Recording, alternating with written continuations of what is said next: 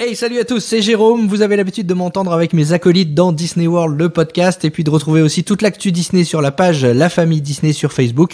Aujourd'hui, on teste un nouveau format, la vidéo sur YouTube, donc. Et le thème de cette première vidéo, eh bien, c'est le Flower and Garden Festival au parc Epcot.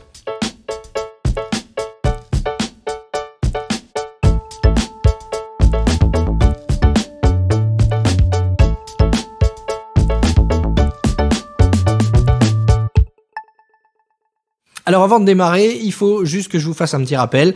Walt Disney World, c'est 4 parcs à thème, Magic Kingdom, Epcot, Hollywood Studios et Animal Kingdom. Aujourd'hui, donc, on va s'intéresser à Epcot. Sa particularité à ce parc, c'est de proposer tout au long de l'année des festivals.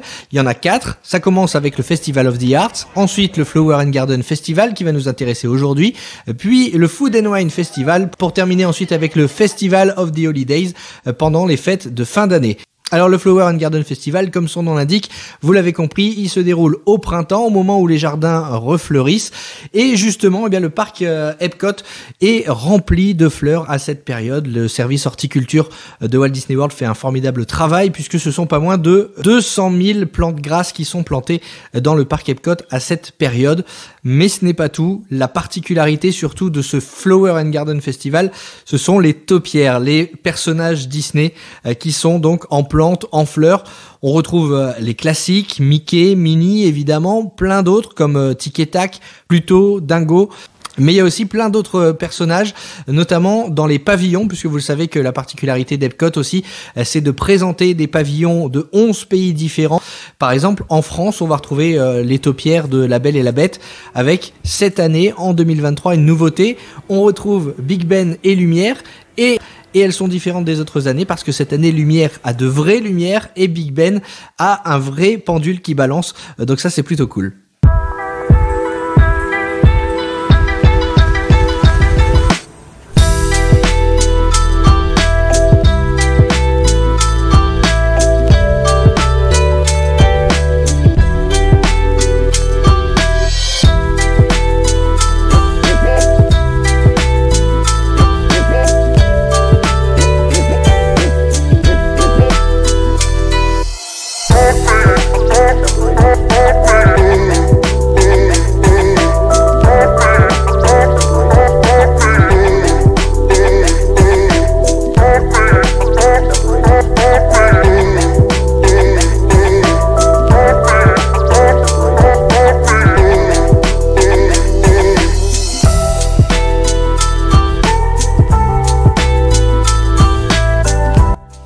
Mais la grosse différence cette année, en 2023, c'est l'arrivée de nouvelles taupières, de nouveaux personnages Disney à l'entrée du parc, tirés du film d'animation Encanto.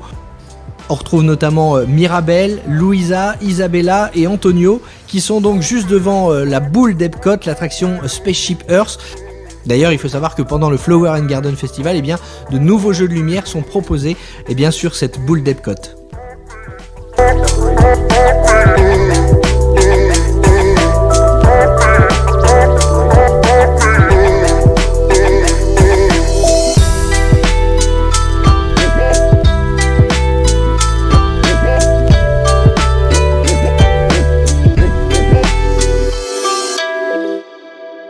Évidemment, ces taupières, ça donne des super opportunités photos. Si vous partez avec les billets 14 jours du site irlandais, vous avez le photopass inclus dans vos billets. On vous en parle souvent dans les podcasts. Et donc, n'hésitez pas, si vous êtes en séjour à Walt Disney World, à profiter de ces points photos qui sont proposés pendant le Flower and Garden Festival devant les taupières, donc par exemple, mais aussi il y a des possibilités de photos avec ce qu'on appelle les magic shots, donc des incrustations de photos proposées par les photographes photopass pendant ce festival.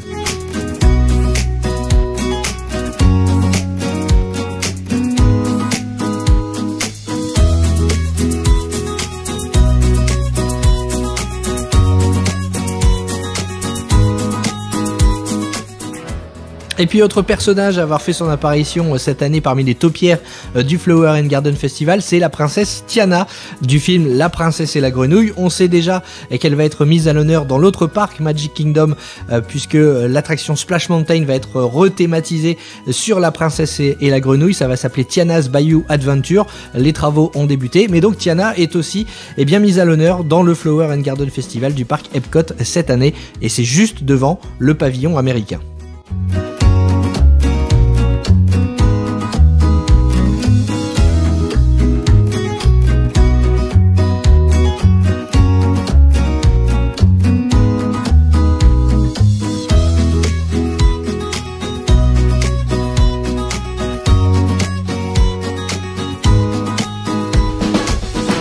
Enfin, un festival à Epcot serait pas vraiment un festival si on n'avait pas de quoi manger. Évidemment, il y a 15 cuisines extérieures, 15 stands qui sont dispatchés à travers le parc pour vous faire déguster des spécialités rafraîchissantes puisqu'on arrive au printemps. Il y a par exemple le stand Citrus Blossom où on retrouve des saveurs aux agrumes. Évidemment, c'est la spécialité en Floride. Par exemple, des crevettes tempura au sésame et à la sauce à l'orange ou bien encore un brie au four aux agrumes avec marmelade de citron confit. Bon voilà, si vous n'avez pas mangé avant de regarder cette vidéo et que vous aimez bien le sucré salé, ça risque de vous donner faim.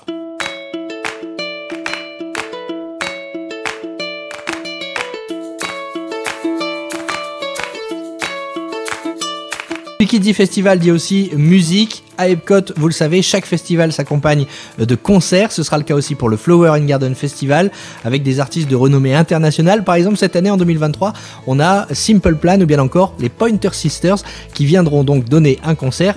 Et tous les concerts se passent au pavillon américain, enfin juste devant le bâtiment. Enfin, évidemment, il y a aussi du merchandising consacré à cet événement qu'est le Flower and Garden Festival.